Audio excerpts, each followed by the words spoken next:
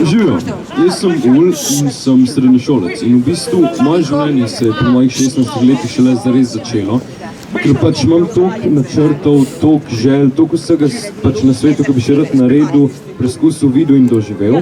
In a mi bo to vse dano, se sprašujem. V bistvu poslušam in opazujem, kaj se dogaja po svetu, pač sem res zaskrbljen, kaj prinaša prihodnost, kaj bo jutri in kaj se je zgodilo z razumom. Predvsem pa mene tudi zanima, kdo in s kakšno pravico tudi mene vpleta v vojno. Namesto, da bi si za nas vse prizadeval za mir.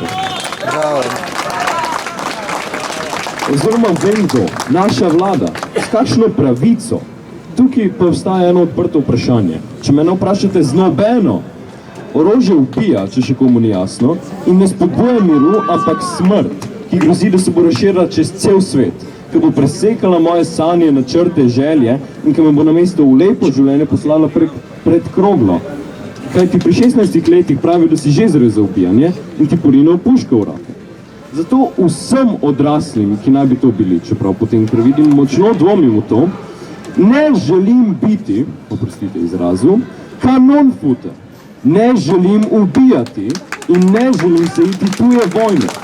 Ne želim umreti za nekaj, kar bi vi lahko preprečili, če bi lahko hoteli. Zato, dragi politiki v Sloveniji in širše, nehajte v Ukrajino pošiljati orožje, raje pošljite diplomate, da bo tudi meni dano žiti življenje.